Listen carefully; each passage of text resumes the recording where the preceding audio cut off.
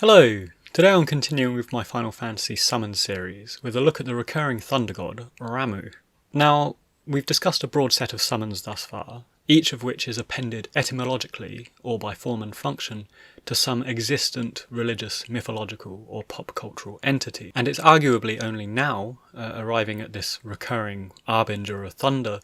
that we find something that's much more of Square's own creation. But that said, while many fans have probed what mythology Ramuh or Rama might stem from, without much success, if we look more broadly at the archetypes and recurring elements of existent deities, we can perhaps see how Square have built up a unique and interesting Thunder and Lightning entity from an amalgam of sources and real-world references, which we'll briefly cover here in terms of aesthetics, form and function, and of course naming convention. But firstly, it's worth noting Ramuh's status within the series, because while he's another summon that has occasionally been switched out for more animalistic creatures in titles such as Final Fantasy VIII, which has the Aztec-inspired Quetzalcoatl, and Final Fantasy X with the Greek-inspired Ixion, he is a legacy element of the series that has recurred in most other entries of Final Fantasy, and along with Odin, Shiva and Siren, is one of the very few humanoids to consistently inhabit the pantheon since debuting in Final Fantasy III. So, looking first to form and function, wielding Thunder and Lightning gives Ramuh a degree of status that perhaps weirdly juxtaposes with his lack of narrative use thus far, and besides a brief side quest at Pinnacle Rocks in Final Fantasy IX, and a couple of other instances such as Final Fantasy XV, he's not historically been prominent story-wise in the same way that Bahamut or Odin has been. But looking to history and looking to real-world mythology, lightning wielders have always had a degree of prestige among the gods, whether that's Thor in Norse mythology, Zeus and Indra in Greek and Hindu beliefs, respectively, who were chieftains of their particular pantheon, or Set and Oya in Egyptian and African-rooted beliefs, respectively, who, contrary to the chieftain status of the former, were still significant beings that wielded storms in their role as chaotic gods of death. And this prominence that's historically been offered to lightning wielders makes sense if we think about the ancient world, because seeing thunderstorms in the sky even today is something that's spectacular and terrifying. So for our ancestors, it'd understandably be something to fear or revere, depending on the belief system, depending on the societal worldview. So looking to Ramuh in Final Fantasy, the significance as a lightning god is clearly reflected, if not in narrative prominence, then certainly in his design. And just a side note on his most recent depictions in Final Fantasy XV, XVI and the remake,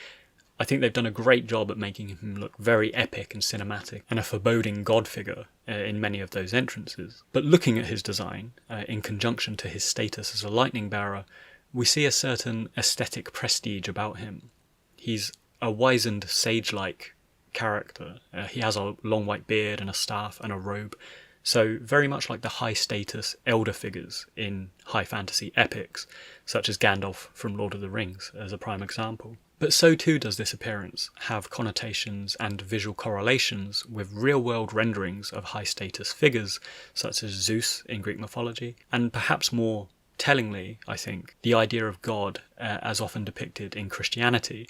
And for example, for centuries there's been this vague notion of a fatherly figure with a long white beard and toga-style robes that stem from things like Renaissance art. And if we look at Michelangelo's creation of Adam, that spans the Sistine Chapel ceiling as a prime example, we see this depiction of God as just such a figure, not a million miles away from Square's visuals and visual design for Ramuh. So taking these disparate elements, chieftains such as Zeus, the importance of lightning and visuals of wizened elders through several sources, we build up an idea for why Ramuh looks the way he looks and wields such a significant element as he does. And the fact that his attack is called Judgement Bolt, and that in Final Fantasy XV lore he's an arbiter of fate for many of the gods and heroes, it does show the sway and prestige that he has kind of bubbling beneath the surface. And much like Judgment Day in the Book of Revelation in the Bible, we see that passing judgment is also the remit of the aforementioned Christian god. So there's another partial connection there, and just nods to this significance that Ramuh has, again, if not in story, then in pretty much everything else that comprises this character. Turning to his name, and much like the ice element Shiva, many have posited it as an appropriation of a Hindu deity, in this case Rama, which is another name for the second of the three chief deities, Vishnu the preserver, of which of course the other two are Brahma the creator and Shiva the destroyer. So much like Shiva taking a Hindu name without any real elemental or otherwise connection to it, so too might Ramuh have adopted a similar sounding name from this existent deity to retain some consistency in Square's source material and these kind of Hindu references and multi-belief, multi-faith references that often comprise aspects of the game, and particularly the summons. So as I say, Ramuh is another mainstay of the series. He's looking increasingly excellent as time wears on, and with Final Fantasy XVI in particular, I'm really looking forward to see how he's delivered, and much like Odin and Bahamut, who vie for prominence throughout the games, I'm hoping there's a little more characterization and development character-wise for the summons here, which I'd say Final Fantasy XV has quite fervently paved the way for. So if you got this far, thanks very much for listening, and I hope you enjoyed it. And if you haven't already, please consider sharing, subscribing, and drop a comment below to share your thoughts on the Final Fantasy summons.